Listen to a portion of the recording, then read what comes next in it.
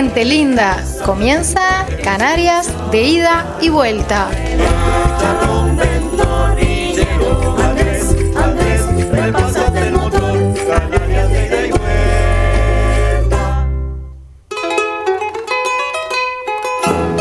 Buena gente linda, nos encontramos nuevamente para compartir este espacio, con el que pretendemos extender este abrazo y acercarnos a nuestras queridas Islas Canarias, especialmente en estos momentos tan complejos, a toda la isla de La Palma y su gente. Es así que ponemos en conocimiento de todos nuestros amigos que el Cabildo de La Palma ha dispuesto cuentas bancarias para recibir donaciones. Por más pequeña que creas que sea tu contribución, para el pueblo palmero será de gran apoyo y estímulo. Por más información, comuníquense de lunes a viernes de 10 a 19 con Sociedad Islas Canarias Uruguay al 2-203-5291. Desde su erupción, la lava emitida por el volcán cubre 709 hectáreas, entre las que se incluye el terreno que ha ganado al llegar al mar, y ha afectado a más de 1000 edificaciones, de las cuales 870 han sido totalmente destruidas. Ante los daños ocasionados por la erupción volcánica, se han afianzado los lazos solidarios desde todos los puntos de España, logrando cubrir lo pedido hasta el momento en cuanto a alimentos, agua potable y abrigo. En este sentido, deseamos que el compromiso de las autoridades sea cumplido. El pasado jueves 30, les comentamos, se presentó el decreto de ley que aprueba medidas tributarias excepcionales para todo el pueblo palmero. De esta manera se podrá ayudar a solventar las pérdidas materiales de quienes lo han perdido todo. Esperamos que las autoridades que visitaron la isla y aquellas que no asistieron por varios motivos logren materializar sus voluntades de reconstruir la vida cotidiana en La Palma, con la reparación de la infraestructura urbana, la red de riego de cultivos y una solución definitiva y personalizada para las viviendas destruidas, así como también la promoción del turismo tan vital para la isla y crear la recuperación de la isla de La Palma en el menor tiempo posible. Felizmente, son múltiples las estrategias de reactivación. Entre ellas también encontramos a los productores de plátano de Canarias, quienes celebraron la aprobación de la enmienda canaria. Con esta misma, el sector consigue evitar la pérdida irreparable de hasta 90% de su producción total. También se ha estimulado la compra del plátano de Canarias, frente a las bananas importadas, las cuales son de menor costo. Y con gran éxito, el apoyo se ha hecho sentir instantáneamente.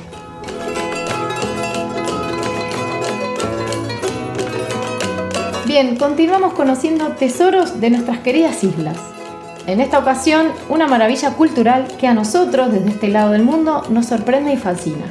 ¿Qué les parece si conocemos a estas personas que hablan el idioma de los pájaros? Así es, les presentamos el antiquísimo silbo gomero. El silbo gomero es un sistema de comunicación a larga distancia como el WhatsApp de hoy en día, aclara el maestro silbador Diego Chinea, pero sin tecnología, así que no le afecta la cobertura o la falta de ella, por muy alto o alejado que esté quien dé el mensaje. Con 19 años forma parte de la Cátedra de Silbo Gomero, creada en 2018 en colaboración con la Universidad de La Laguna en Tenerife, como parte de la estructura de protección y fomento de este lenguaje. El camino comenzó antes, por allá en el 1999, se fortalece por la ley en el Parlamento de Canarias la enseñanza del silbo gomero en todos los centros educativos de la isla. También recibe un gran impulso en 2009 con el reconocimiento como Patrimonio Cultural Inmaterial de la Humanidad. En su origen, antes del siglo XV, con los aborígenes había silbadores vigías en los puntos más altos de la isla por si atacaban piratas, pero también para transmitir mensajes de fallecimientos, enfermedades, incendios o cualquier noticia que afectara a otros. La población entera silbaba para comprender y comunicarse. De esta forma recorría toda la isla el peculiar sonido del silbo, de la montaña a la costa, hasta que otro hombre o mujer recogía el testigo y continuaba la transmisión utilizando el aire, la garganta, la lengua y los dedos como instrumentos. Más allá de la emoción de lo que se decía, lo importante era transmitir el mensaje, porque estaba en juego la vida de todos. De hecho, es una de las costumbres más arraigadas en la isla, un modo de comunicarse que, dada su utilidad debido a la accidentada geografía insular, mantuvieron los castellanos tras la ocupación de La Gomera a partir de 1402. Bien, contemos cómo funciona. Se trata de un lenguaje silbado, el único del mundo hablado por más de 22.000 personas. Es un lenguaje articulado al igual que un idioma, con el que se pueden intercambiar un número ilimitado de mensajes. Actualmente representa el español de las Islas Canarias, pero en teoría podría reproducir cualquier lengua. El silbo gomero emplea 2 silbidos diferenciados para sustituir las 5 vocales españolas y otros 4 para las consonantes. Los silbidos se diferencian por la frecuencia del mismo tono fundamental y por la duración continua o la interrupción del silbido. Con práctica, las personas son capaces de transmitir todo tipo de mensajes. Se puede distinguir el origen de los silbidos a través de algunas variantes locales. La función principal de este lenguaje es permitir la comunicación entre personas que se encuentran a gran distancia unas de otras, principalmente a través de los barrancos de las islas. Los creadores de esta peculiar lengua fueron los primeros pobladores de la isla de La Gomera, aunque también se hablaba en El Hierro, Tenerife y Gran Canaria. Era sobre todo una herramienta indispensable para los pastores que se encontraban alejados unos de otros y a su vez de los poblados.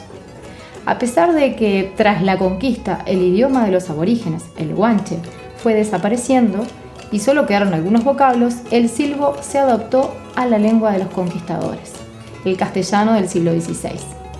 Se siguió transmitiendo de maestros a discípulos durante siglos, pero esta tradición quedó reducida solo a La Gomera, donde ha tenido siempre un gran valor social, además de funcional, pues ha sido una seña de identidad e integración para todos los gomeros. Además, como se trata de un lenguaje que reproduce una lengua, ha podido convivir siempre con el español sin necesidad de excluirlo o competir con él.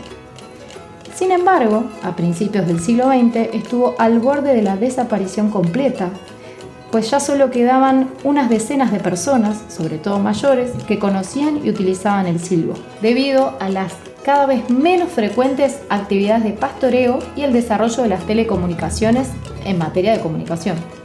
Fue entonces cuando el gobierno de Canarias introdujo la enseñanza del silbo gomero en los planes de estudio de los centros escolares y fue reconocido como Patrimonio Etnográfico de Canarias en el año 1999. Medida que garantizó la supervivencia de este idioma, la muestra más viva de la tradición de los aborígenes canarios. Posteriormente, en el año 2009, la UNESCO lo proclamó como Patrimonio Cultural Inmaterial de la Humanidad. En la actualidad, el silbo gomero está viviendo un buen momento. Desde 2014, esta tradicional muestra de cultura aborigen está unida a las nuevas tecnologías, ya que a través de una aplicación llamada Yo Silbo, se puede conocer la historia de este lenguaje, así como aprender a silbar y traducir al silbo hasta 300.000 frases. Bien, para ir terminando, esta original y representativa manifestación de la tradición aborigen de las islas es principalmente social, ya que al emitir el sonido pueden escucharlo más personas que el destinatario. Sin embargo, y gracias a que no todas las personas lo entendían, en ocasiones como durante la conquista o en la Guerra Civil Española, se ha utilizado como lenguaje secreto.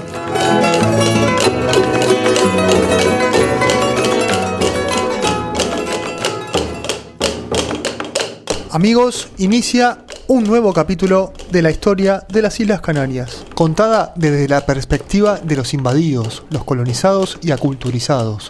Para esto, ¿quién mejor que nuestro amigo, el historiador José Ismael Rodríguez? Te escuchamos, José Ismael. Muy buenos días, queridos amigos del Tagoror de la Historia. Bienvenidos a una reunión más. Con ustedes, como siempre, José Ismael Rodríguez Delgado de Molina.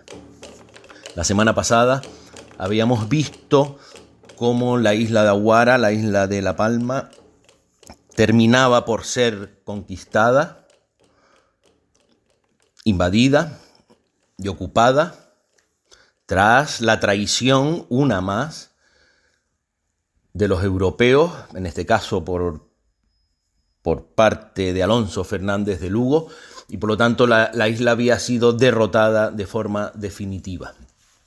Como en todas las islas, hay una parte que asume la nueva situación, la nueva sociedad, y que intenta integrarse en ella, Y hay otra parte que no, que rechaza esta nueva sociedad que se le ha impuesto por la sangre y decide apartarse, irse hacia las montañas, hacia las zonas más inaccesibles, para poder seguir viviendo su cultura, su identidad, su cosmogonía, su forma de ver la vida, al margen de la nueva sociedad que se estaba imponiendo fundamentalmente en las zonas costeras, en las zonas más accesibles.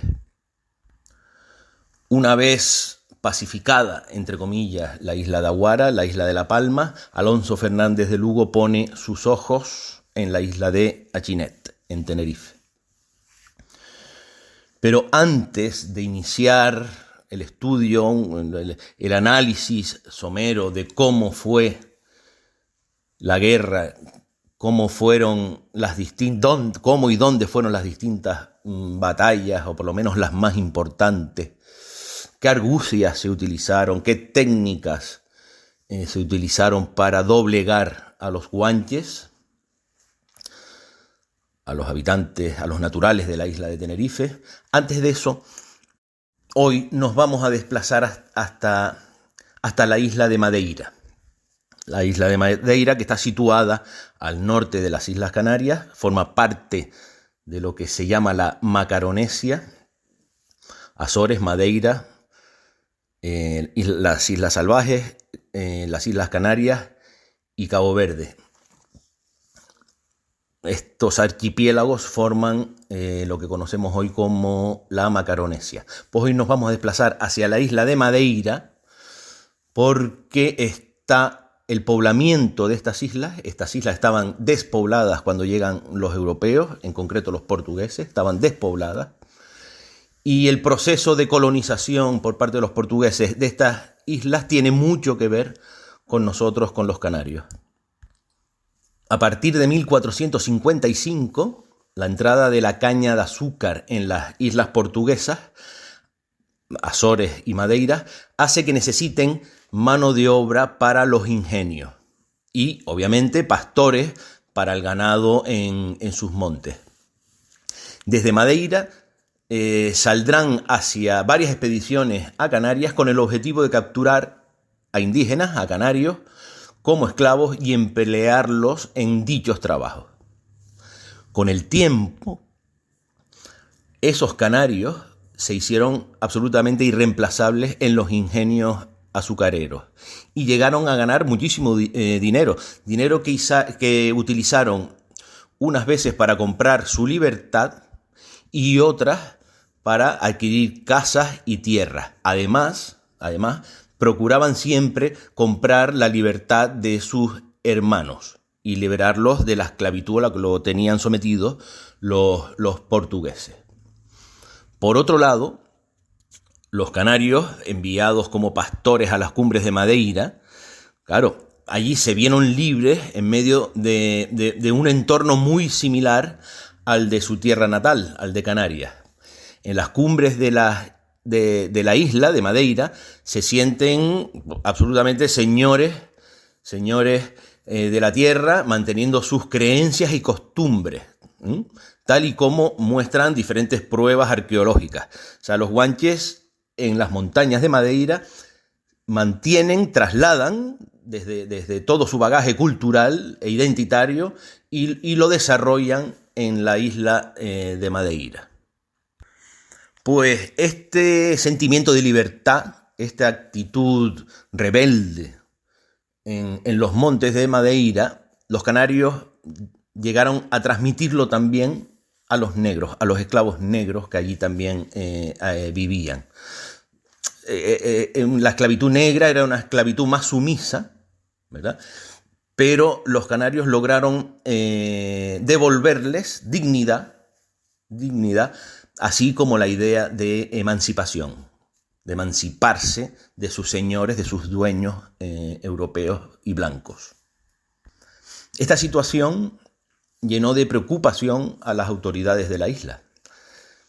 ya que los canarios llegó un momento donde se amotinaron. O sea, simplemente dejaron de obedecer las leyes y normas que les imponían los portugueses. Se intentó capturarlos, cosa que era muy difícil por su agilidad y por su ya famosa bravura, así como su conocimiento del terreno y la preparación que tenían por su origen isleño, o sea, por su origen canario, quería decir, porque Madeira es otra isla. Por su origen canario, ellos tenían una preparación física y un conocimiento del terreno, ya que era muy similar, que no tenían los portugueses. Por lo tanto, se les hacía absolutamente imposible capturarlos. La situación se hace insostenible. En 1481, los canarios eran obligados a llevar una marca en el hombro. Esto lo veremos posteriormente, por ejemplo, en la Segunda Guerra Mundial con los nazis. Alcanzaron la reputación de esclavos indomables y rebeldes, que no se limitaban a los alzados de la montaña, sino que también los que estaban cautivos y libres que vivían en el poblado. O sea, el canario era una persona con un concepto de la dignidad y de la libertad muy, muy alto. Y eso lo hacía peligroso. El canario en Madeira fue un muy buen trabajador del azúcar, pero su vida ciudadana y nocturna se constituyó asociado con los negros, ¿no?, que formaron hermandad, se constituyó en un elemento inspirador de poca confianza para los portugueses. Era sospechosamente enriquecidos algunos, ¿verdad?, y resultaban hasta peligrosos. Después de varias órdenes de expulsión de los canarios, se dictaron órdenes para expulsarlos de la isla de Madeira, una en 1491 y en 1491 sí, y otro en 1503. En 1505 se decide ya, por último, expulsarlos a todos. Solo se permitió permanecer en la isla a 2 esclavos del capitán de la isla, así como a los maestros de azúcar, los maestros azucareros, que eran generalmente canarios todos. Pues bien, antes de estas fechas de 1491, 1503, 1505, donde deciden expulsar a todos los canarios, a todos los guanches gomeros, etcétera, y gran canarios que habían en Madeira, antes, como digo, en 1483 Pedro de Vera se hizo traer desde Madeira frutales y caña de azúcar. La hizo traer a Gran Canaria. También de Madeira, junto con las plantas, llegaron los cosecheros, maestros de azúcar y el personal auxiliar, pues los carpinteros, caldereros, refinadores, etc. Muchos de aquellos portugueses que vinieron a Canarias a fomentar el negocio del azúcar en Gran Canaria, después posteriormente en Tenerife y en La Palma, no eran otros que aquellos antiguos esclavos canarios que ahora eran libres, estaban cristianizados y llevaban nombres y apellidos de sus padrinos portugueses, es decir, nombres y apellidos portugueses.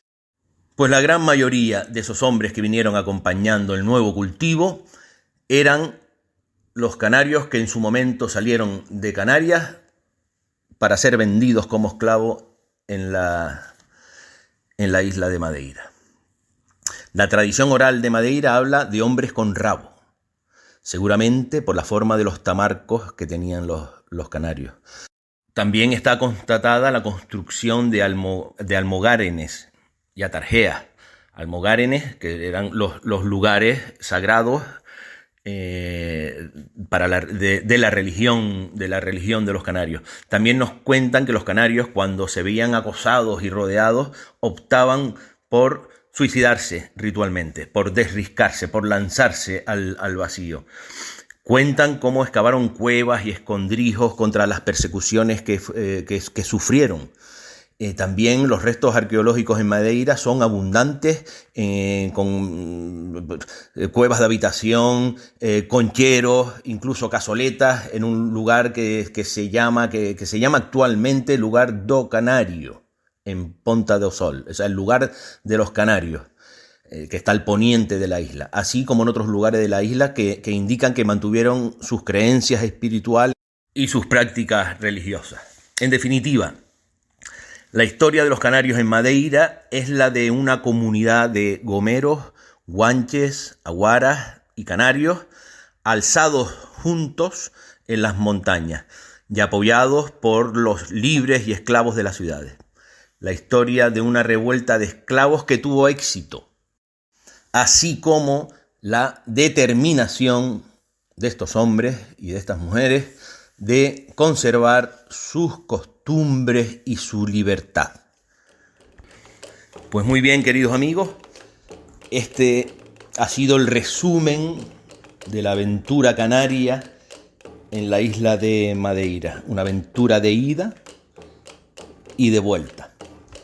Pues como siempre y sin más, Tifawin, Tanemirt y Ahul. Buenos días, gracias y salud. Muchas gracias, José Ismael. Como siempre, un disfrute el escucharte y nutrirnos con la historia, esa otra historia no tan contada y tan vital que forjó la identidad del ser canario. Hasta la próxima semana. Tifawin, Tanemirt y Ahul.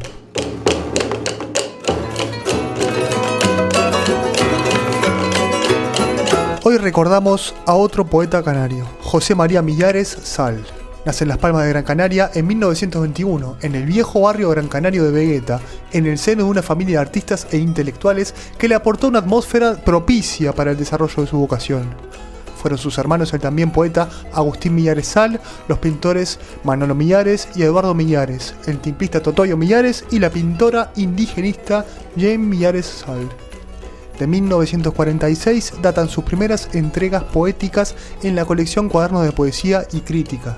En 1948 funda y dirige la colección Planas de Poesía, a la que incorpora a su hermano Manolo Millares, pintor, y más tarde a su otro hermano, el poeta Agustín Millares Sal. El primer volumen de la colección será su libro Liverpool, una rareza en aquel momento poético que todavía hoy sorprende por su particularidad, vitalidad expresiva. En 1951 publica Manifestación de la Paz, Planas de Poesía. Con 18 entregas hasta ese momento, será suspendida por orden gubernativa, siendo procesados y encarcelados sus más directos responsables. Por su poemario Sillas, obtiene el premio de poesía Tomás Morales. Su trayectoria personal y su larga y abundante labor poética le han hecho acreedor del Premio Canarias de Literatura.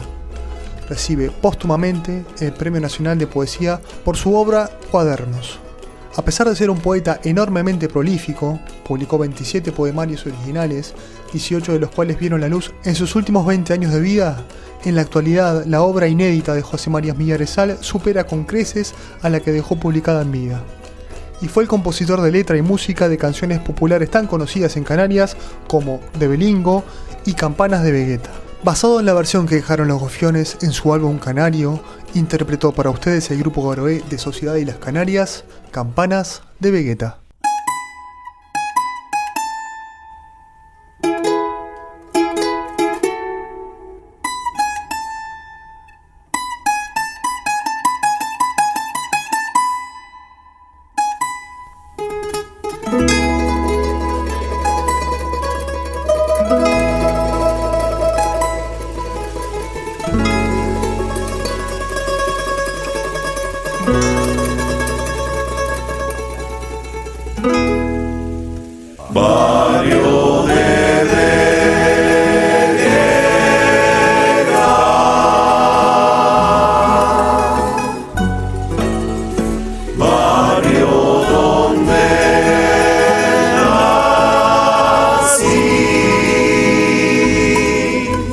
Torre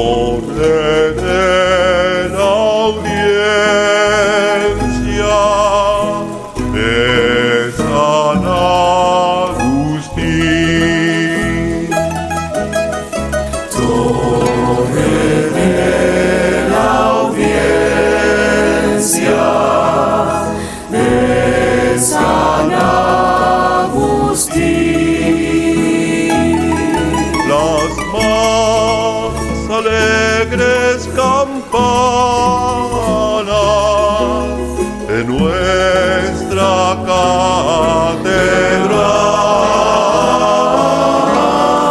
donde la plaza Santa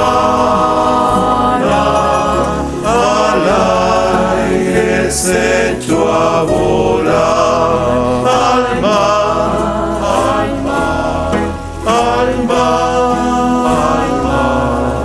Repican, repican, repican, repican, al mar, al mar, al mar. Barrio de Vegeta,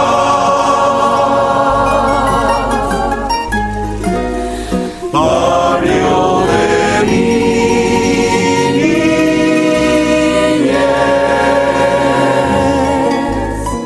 Hoy me traes tristeza, recuerdos de ayer. Hoy me traes tristezas,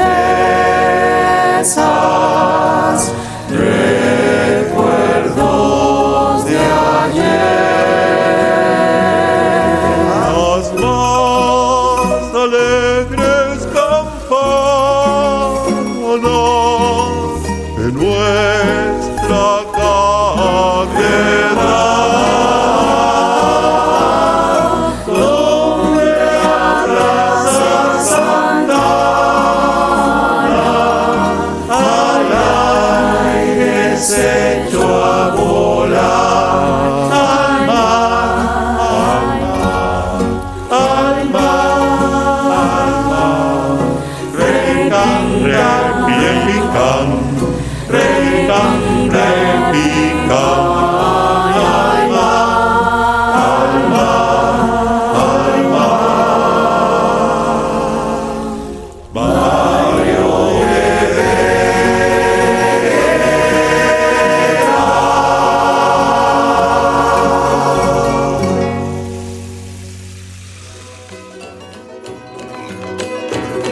Bien amigos, comenzamos nuestro espacio literario, en el cual continuaremos conociendo la obra de Alberto Vázquez Figueroa. ¿Y quién mejor que nuestra amiga y actriz, Hermi Orihuela? Desde Gran Canaria, te escuchamos, Hermi. Hola familia querida. Bueno, desde aquí, desde las Islitas Canarias, seguimos un poco en vilo, pendientes de cada información que nos está llegando desde el volcán de La Palma. Sigue en erupción, siguen habiendo ya familias que se empiezan a ir a otras islas con sus enseres, con todo lo que puedan llevarse consigo. Y bueno, y buscando un poco de acogida en otras islas o incluso en la península. Les mantendremos informados y decirles eso, que se está haciendo todo lo posible para que el daño sea el menor que se pueda conseguir y acoger a las familias que lo necesitan ahora mismo en distintas partes, tanto en casas privadas como en hoteles, en residencias. Se está haciendo todo lo posible. Hay un gran movimiento solidario desde que nos han puesto algunos anuncios de que se requería toallas, ropa, mantas o lo que fuera. Hubo un despliegue de la población rapidísima que en pocos días ya se tuvo que decir que paráramos porque había de más incluso. Así que por ese lado feliz de que podamos unirnos en este momento y sabemos que ustedes también están con nosotros en estos momentos tan complicados. Hoy vamos a seguir hablando de Alberto Vázquez Figueroa y he traído el libro, una de sus novelas, Tuareg, que a mí me ha encantado y que viene muy bien también en este momento porque habla también de esa unión de los pueblos. Cuando nos separamos, lo que se genera, ¿no? Lo que se genera en la separación de los pueblos es guerra, desunión y mucha muerte. Y cuando se unen, se genera muchísimo amor. Entonces también quería hoy hablar de este tema que para mí es tan fundamental como es diferenciar la separación de la unión. La separación, como su misma palabra indica, hace crear fronteras, hace crear mucha lucha por los terrenos, por el territorio, luchas territoriales, luchas por las religiones, luchas por las razas, una lucha constante. Y la unión evita todo eso y simplemente nos une como lo que somos, una unidad. Alberto, nuestro querido Alberto Vázquez Figueroa, es de esos autores que buscan permanentemente la originalidad temática. Para él no es suficiente contratar el mismo asunto desde un prisma diferente, sino que el propio asunto debe ser novedoso de por sí. Bajo esta premisa nació en 1980 Tuareg, una obra que se adentra en uno de los lugares más indescifrables del planeta, el desierto. Tuareg cuenta la historia de Ghazal Sayah, un noble perteneciente al minoritario e ignoto pueblo nómada de los tuaregs. El protagonista se verá envuelto en un altercado en el que uno de sus huéspedes es asesinado a sangre fría, mientras que el otro es secuestrado delante de sus propios ojos. La ira y el honor maltrecho llevarán a Ghazal a embarcarse en una emocionante aventura para cobrarse su venganza. El ritmo de la trama es muy dinámico y estará marcado por la adjetivación. Vázquez Figueroa emplea con especial acierto calificativos muy sonoros que desbordan la energía y vitalidad necesarias para una novela de aventuras y que se amoldan perfectamente a los acontecimientos. Son descriptivos, son evocadores en momentos de pausa, cuando los personajes observan con melancolía ese cielo cuajado de estrellas, pero también trepidantes y eléctricos en las escenas de mayor tensión. La pluma de Vázquez Figueroa que estamos conociendo en estos programas se convierte en el metrónomo que marca el compás de toda la narración. Destaca también el minucioso nivel de detalle que el autor ofrece de las costumbres de los tuaregs y de las vicisitudes más habituales del día a día en el desierto. Así también vemos territorios inhóspitos, llanuras de extensión infinita y esas dunas que se sitúan más allá de los confines de lo humanamente conocido, son puestos frente al lector con la naturalidad y la certeza de quien las ha visto en primera línea, de quien ha sufrido las adversidades como cualquier otro tuareg y de quien ha decidido dedicar largas horas de su vida y carrera profesional a un estudio minucioso. Y quién sabe también si en alguna ocasión también logró visitar sus campamentos. Las acciones de la novela estarán guiadas por un elemento común, el orgullo. Tanto el honor mancillado de un hombre que busca hacer cumplir las leyes del desierto, basadas en el ojo por ojo y en comer o ser comido, como la dignidad que otorga el poder, sustentada en un constante anhelo por el ascenso militar y caracterizada a la postre por un sentimiento de superioridad sobre el común de los mortales. La novela enseña que cualquiera de estos dos orgullos siempre acarrea derramamiento de sangre. La elección reside en si merece la pena, la alegría, sanarlo, vertiendo alcohol sobre una reputación herida para que cauterice lo antes posible o, por el contrario, ignorarlo y dejar que el tiempo lo cicatrice, pues siempre habrá algo más importante que un código de honor ético. Y claro que lo hay. Para mí lo más importante por encima de todo esto del orgullo, de los códigos éticos, etc., está el amor al prójimo. El amor en su pura esencia, sin adulterantes. A través de estas disyuntivas, el autor aprovecha para mostrar la irrisoria línea que separa lo justo de lo injusto, lo correcto de lo inmoral y la crueldad de la misericordia. Solo esforzándonos por ponernos en la piel de los tuaregs, vistiendo sus ropas y sosteniendo las riendas de sus camellos, podremos comprender su complejísima visión de la vida y de la humanidad, que a su modo de entendimiento y con innumerables matices constituye un punto de vista razonable, quizá mucho más razonable que el nuestro. Así es Tuareg, una novela corta y entretenida que recupera el antiguo gusto por la literatura épica y sumerge al lector en las profundidades de un universo desconocido, habitado por un pueblo desconocido, movido por motivos que no son tan desconocidos. ¿Cuáles son y en qué se asemejan a los nuestros? Ya es harina de otro costal. Les puedo decir que es una apasionante epopeya, que es a la vez un canto a uno de los pueblos más singulares del mundo, los tuareg, que constituyen un pueblo altivo cuyo código moral difiere del de los árabes. Auténticos hijos del desierto. Los tuareg no tienen rival en cuanto a sobrevivir en las condiciones más adversas. El noble Imuchar Gazel Zayar, nuestro protagonista, es amo absoluto de una infinita extensión de desierto. Cierto día llegan al campamento 2 fugitivos procedentes del norte y el Imuchar, fiel a las multiseculares y sagradas leyes de la hospitalidad, los acoge. Sin embargo, Gazel ignora que esas mismas leyes le arrastrarán a una aventura mortal. Y es que la vida de los hombres en el desierto es todo un estilo de vida diferente, lleno de leyes y de principios también. Cada acción repercute en sus tradiciones, que valoran con su propia vida. Un nivel de compromiso por encima del hombre medio. Definitivamente Alberto Vázquez Figueroa juega aquí entre hechos reales y ficción. Es una firma clara de este autor. A menudo damos todo por sentado, ignorando mucho más de lo que nuestros sentidos pueden contemplar.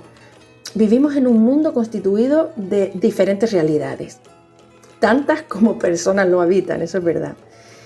Tuareg profundiza en uno de esas millones de realidades.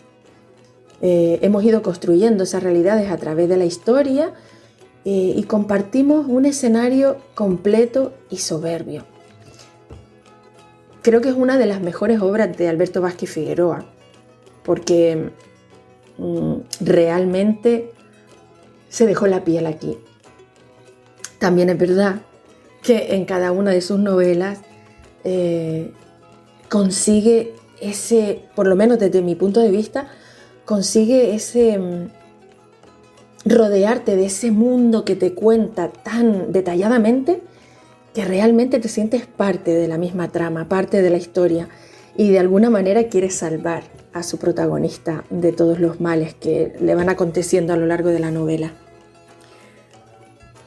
Hace ya muchos años que leí este libro y después de todos esos años que ahora me he estado refrescando para contársela a ustedes, puedo decir que es de los libros que realmente nunca se olvidan, que siempre me ha llamado la atención y procuro leer las costumbres de otros pueblos o culturas porque me encantan.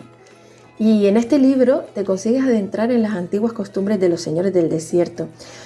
Lo recomiendo mucho si te gustan los libros de aventura y sobre todo los que te acercan al conocimiento de formas diferentes de vivir.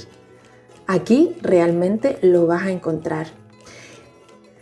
Vázquez Figueroa sin duda se va ganando un hueco en mi corazón, espero que en el de ustedes también, porque mezcla constantemente esas grandes dosis de originalidad en sus tramas con esa maravillosa soltura que tiene a la hora de contar sus historias. También hay un ápice de nostalgia y de sensación de pertenencia que lo influye. Así que si estás preparado, preparada para adentrarte en esta plena vorágine, sin darte cuenta te vas a hallar perdido, perdida, en medio de un inhóspito desierto, atraído por el carácter y la inamovible voluntad de Gazel y la de su etnia, los tuaregs. Dejará, sin duda, en el aire el dilema moral de si realmente es ético mantenernos fiel a nuestros principios, caiga quien caiga, o no. Un relato que, en mi caso, ha conseguido su propósito multiplicado por 3, pues me ha permitido disfrutar, aprender acerca de una cultura que me era bastante desconocida y particularmente sorprenderme por su inesperado y apoteósico final. Pero no nos vayamos ya al final. Vamos a comenzar. Aquí les dejo con una breve parte de esta maravillosa novela Tuareg y las palabras de su protagonista, Ghazel. Alá es grande, alabado sea. Hace ya muchos años, cuando yo era joven y mis piernas me llevaban durante largas jornadas sobre la arena y la piedra, sin sentir cansancio, ocurrió que en cierta ocasión me dijeron que había enfermado mi hermano menor. Y aunque 3 días de camino separaban mi jaima de la suya, pudo más el amor que por él sentía que la pereza. Y emprendí la marcha sin temor, pues, como he dicho, era joven y fuerte, y nada espantaba mi ánimo. Había llegado el anochecer del segundo día cuando encontré un campo de muy elevadas dunas, a media jornada de marcha de la tumba del santón Omar Ibrahim, y subí a una de ellas intentando avistar un lugar habitado en el que pedir hospitalidad. Pero sucedió que no distinguí ninguno, y decidí por tanto detenerme allí y pasar la noche guardado del viento. Para mi desgracia, me despertó un grito tan inhumano que me dejó sin ánimo e hizo que me acurrucase presa del pánico.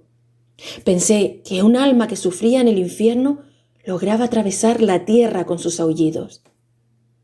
El miedo me mantenía encogido y tembloroso. Al instante escuché una respiración fatigosa. Me tiraron puñados de arena a la cara. Y que mis antepasados me perdonen si confieso que experimenté un miedo tan atroz que di un salto y eché a correr como si el mismísimo Saitán, el demonio ese apedreado, me persiguiese. Y fue así que mis piernas no se detuvieron hasta que el sol me alumbró. Llegué, pues, a casa de mi hermano. Le narré la historia de mi noche de terror y al contarla, un vecino me dio la explicación a lo que me había ocurrido y me contó lo que su padre le había contado. Alá es grande, alabado sea. Ocurrió, y de esto hace ya muchos años, que 2 poderosas familias, los Sayed y los Adman, se odiaban de tal modo que la sangre de unos y de otros había sido vertida en tantas ocasiones que sus vestiduras e incluso su ganado podrían haberse teñido de rojo de por vida. Y sucedió que, habiendo sido un joven Adman el último caído, estaban estos ansiosos de venganza. Ocurría también que entre las dunas donde tú dormiste, no lejos de la tumba del santón Omar Ibrahim, acampaba una jaima de los Sayed.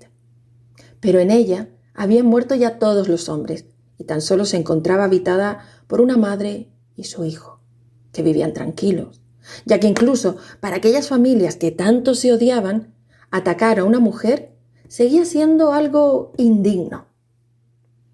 Pero ocurrió que una noche aparecieron sus enemigos y tras maniatar a la pobre madre que gemía y lloraba, se llevaron al pequeño con el propósito de enterrarlo vivo en una de las dunas. Fuertes eran las ligaduras, pero sabido es que nada es más fuerte que el amor de madre, y la mujer logró romperlas.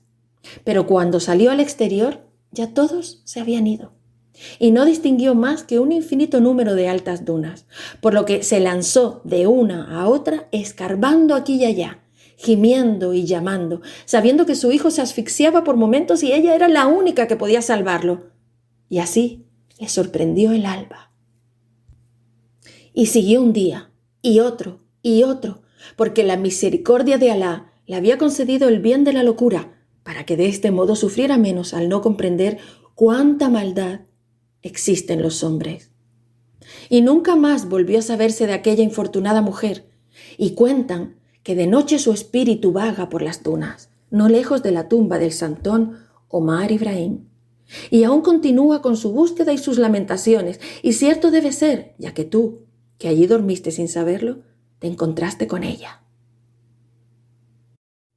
Alabado sea Alá, el misericordioso, que te permitió salir con bien y continuar tu viaje, y que ahora te reúnas aquí con nosotros, al amor del fuego.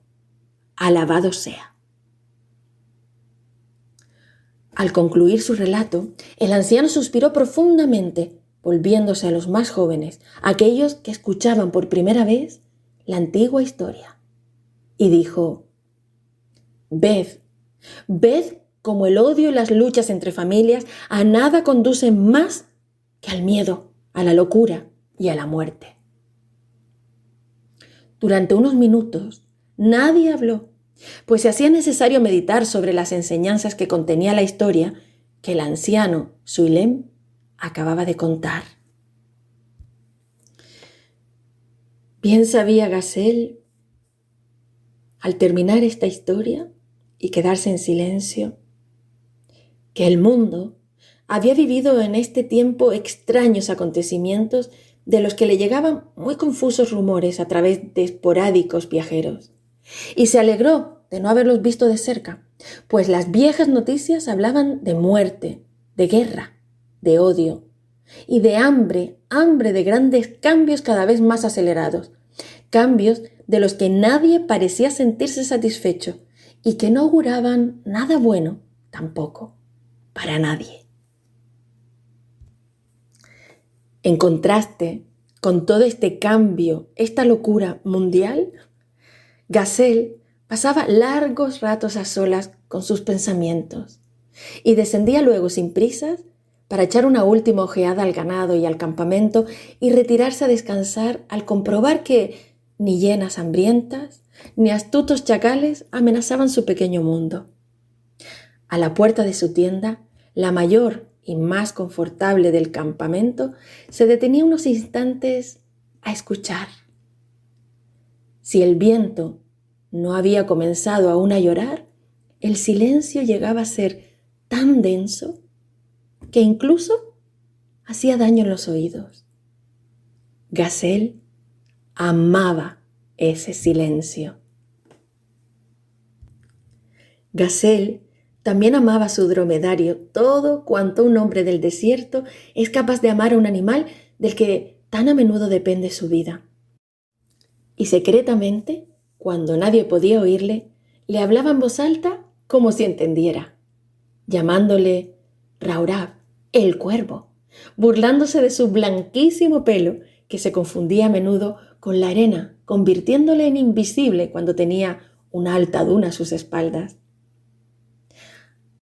Si algo le ocurría en una de sus solitarias andanzas, Raurab sería el único camello de este mundo capaz de llevarle de regreso al campamento en la más oscura noche. Con frecuencia solía dormirse, mecido por su balanceo y vencido por el cansancio, y más de una vez su familia lo recogió a la entrada de su jaima metiéndole en la cama. Los franceses aseguraban que los camellos eran animales estúpidos, crueles y vengativos. Ellos también, los franceses, dominaron los oasis y los pozos. Fortificaron con sus cañones y sus ametralladoras los escasos puntos de agua de la llanura. Y los jinetes libres e indomables, los hijos del viento, tuvieron que rendirse a lo que desde el comienzo de los siglos había sido su enemigo, la sed. Los tuareg eran pocos y dispersos, mientras que los soldados llegaban de la metrópoli o las colonias como nubes de langosta, hasta que amaneció un día en el que ni un camello, ni un hombre, ni una mujer, ni un niño pudo beber en el Sáhara sin permiso de Francia. Ese día, los Imoag, cansados de ver morir a sus familias, depusieron las armas. Desde ese momento fueron un pueblo condenado al olvido. Una nación que no tenía razón alguna de existir, puesto que las razones de esa existencia, la guerra y la libertad, habían desaparecido. Aún quedaban familias dispersas, como la de Gazelle, perdidas en confines del desierto, pero ya no estaban compuestas por grupos de guerreros orgullosos y altivos, sino por hombres que continuaban rebelándose interiormente, sabiendo a ciencia cierta que jamás volverían a ser el temido pueblo del velo, de la espada o de la lanza. Sin embargo, los Simoá continuaban siendo dueños del desierto, eso sí.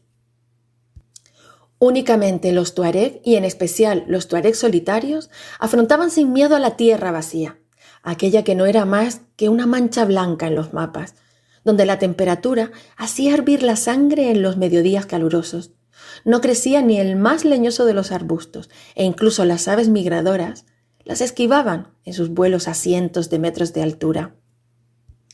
El desierto está formado por países libres e independientes. Gazel meditó unos instantes. Alguien alguna vez le había hablado de que muy al norte se estaba librando una guerra en la que los árabes pretendían sacudirse el yugo de los rumis, pero no prestó atención al hecho, pues esa guerra venía librándose desde que su abuelo tenía memoria. Para él, ser independiente era vagar a solas por su territorio, y nadie se había molestado en venir a comunicarle que pertenecía a un nuevo país. No sabía que existiera una frontera. Y decía, ¿quién es capaz de trazar una frontera en el desierto? ¿Quién evita que el viento lleve la arena de un lado a otro? ¿Quién impedirá que los hombres la atraviesen? Y con estas reflexiones de Gazel, ponemos fin, por hoy, a nuestro querido Alberto Vázquez Figueroa y a este tuareg que se pregunta cómo es posible que se ponga frontera en el desierto. Y yo pregunto, ¿cómo es posible que se pongan fronteras en el mundo y que eso nos distancie de nuestros queridos hermanos y hermanas allende los mares? Un abrazo grande y sin fronteras. Muchísimas gracias, Sermi, por deleitarnos con esta interpretación y seguir conociendo estas historias tan atrapantes. Y así conocer otras culturas tan fascinantes. Será hasta la próxima semana. Abrazo apretado.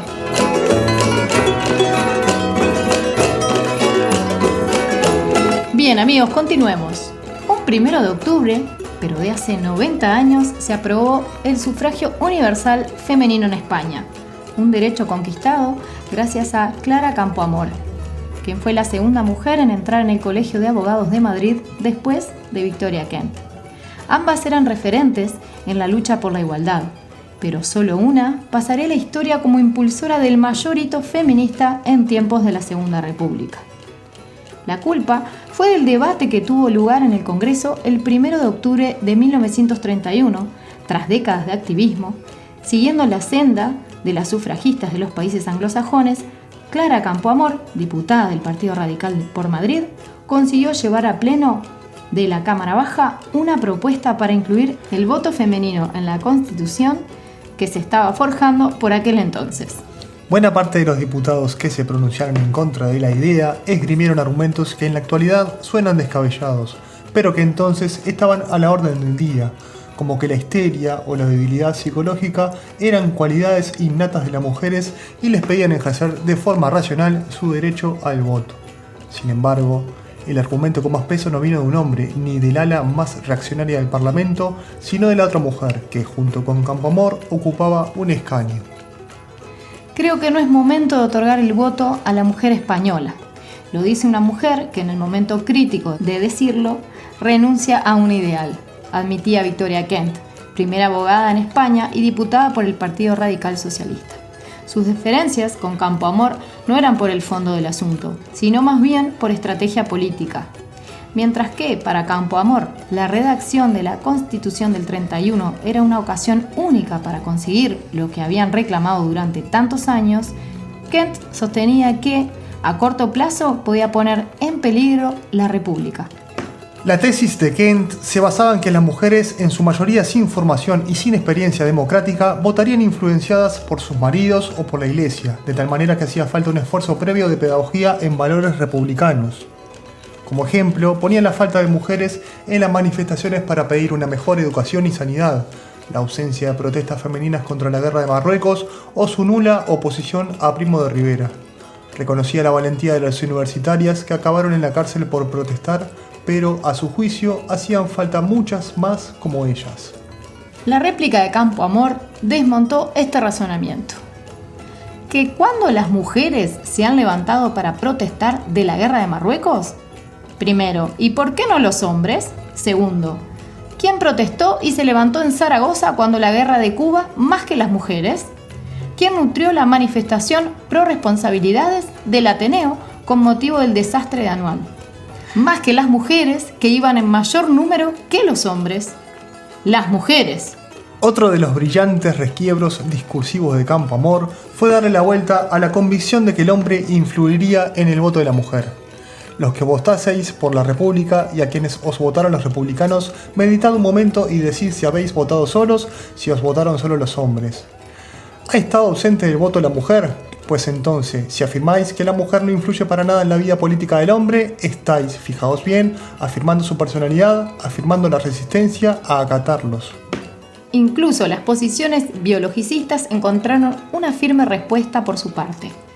A eso un solo argumento, aunque no queráis, y si por acaso admitís la incapacidad femenina, votáis con la mitad de vuestro ser incapaz. Yo y todas las mujeres a quienes represento queremos votar con nuestra mitad masculina, porque no hay degeneración de sexos, porque todos somos hijos de hombre y mujer y recibimos por igual las dos partes de nuestro ser, argumento que han desarrollado los biólogos.